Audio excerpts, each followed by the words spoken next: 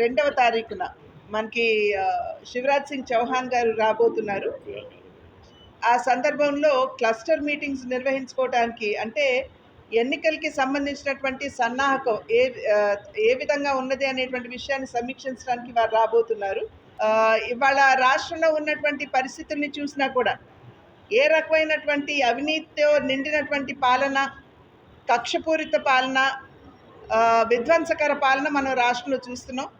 రాష్ట్ర ప్రజలు కూడా ఈ ప్రభుత్వానికి చర్మగీతం పాడాలి అనేటువంటి పట్టుదలలో ప్రజలు కూడా ఉన్నట్లుగా మనం బయటకు వెళ్ళి ప్రజలతో మాట్లాడుతున్నటువంటి సందర్భంలో అర్థమవుతున్నటువంటి విషయం, అవినీతిలో కూరుకుపోయి రాష్ట్రంపై అప్పుల భారం వేసి అభివృద్ధి అన్న పదానికి తావు లేకుండా ఒక నిరంకుశ పాలన మనం ఇవాళ రాష్ట్రంలో చూస్తున్నటువంటి నేపథ్యం.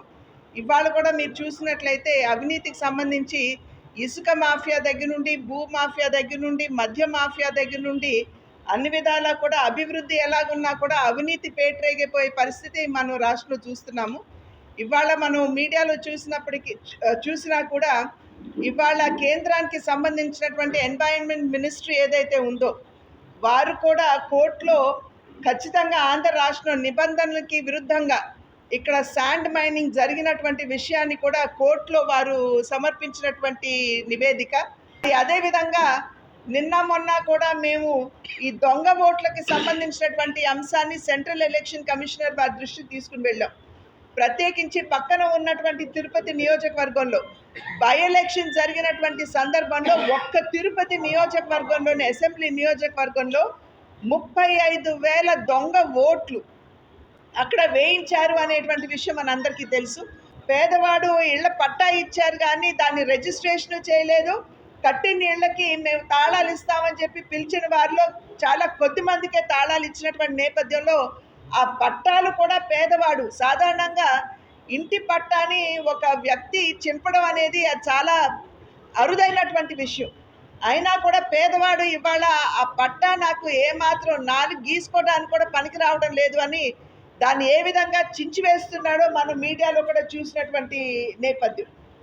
శుద్ధమైనటువంటి త్రాగునీరు పేద ప్రజలకు అందించమని చెప్పి వేలాది కోట్ల రూపాయలు కేంద్ర ప్రభుత్వం ఇస్తే ఇక్కడ ఏ పేదవాడి ఇంటికి కూడా సరి అయినటువంటి కుళాయి కనెక్షన్ ఇవ్వనటువంటి నేపథ్యం. మిచాంగ్ తుఫాన్ ఏదైతే ఉందో మరి ముఖ్యమంత్రి గారు బ్యారికేడ్లు కట్టుకుని గట్టు మీద నిలబడి అవతల రైతు పొలాల్ని చూసారేమో కానీ లేదా పైన హెలికాప్టర్లో తిరుగుతూ ఆయన ఏరియల్ సర్వే చేశారేమో కానీ మరి ప్యాంట్ మడత నలుగుతుందని మరి వేసుకున్నటువంటి పాదరక్షలకి బురదవుతి అని ఆలోచించారో ఏమో కానీ ఎక్కడా కూడా పొలంలోకి దిగి రైతులతోటి మాట్లాడినటువంటి సందర్భం లేదు. నా బీసీలు, నా ఎస్సీలు, నా ఎస్టీలు అనేటువంటి ముఖ్యమంత్రి గారు మరి వాళ్ళ బీసీ బిడ్డల్ని ఏ విధంగా కాల్చి దహనం చేస్తున్నా కూడా బాపట్లలో కళ్ళప్పగిచ్చి చూస్తూ మిగిలిపోయారో మనందరికీ తెలుసు. ఒక ఎస్సీ మహిళ కూతవేటు దూరంలో తాడేపల్లి ప్యాలెస్కి కూతవేటు దూరంలో అత్యాచారం చేసి చంపేస్తే కూడా ఘోరాతి ఘోరంగా దాని మీద కూడా ఎటువంటి చర్య తీసుకున్నటువంటి దాఖలాలు లేవు. మరి అనంతబాబు గారు ఎస్సీ డ్రైవర్ని హత్య చేసి బాడీ డోర్ డెలివరీ చేస్తే కూడా దాని మీద ఎటువంటి చర్యలు లేవు.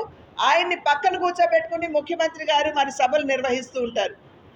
కనుక ఏ వర్గం వారికి కావచ్చు, సమాజంలో ఏ రంగంలో ఉన్నటువంటి వారికి కావచ్చు, ఎవరూ కూడా ఇవాళ సంతృప్తిగా సంతోషంగా లేరు అనేటువంటి విషయం మనకు తెలుసు. ఇవాళ పెట్టుబడులు వచ్చేటువంటి దాఖలాలు లేవు.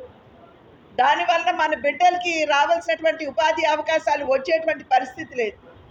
కనుక ఇవాళ ఖచ్చితంగా ప్రజలు ఈ విషయాలన్నింటినీ సమీక్షించుకుని ఖచ్చితంగా వైఎస్ఆర్సీపీని గద్దె దించాలి అనేటువంటి పట్టుదలలో ఉన్నారు అనేది స్పష్టంగా అర్థమవుతున్నటువంటి విషయం.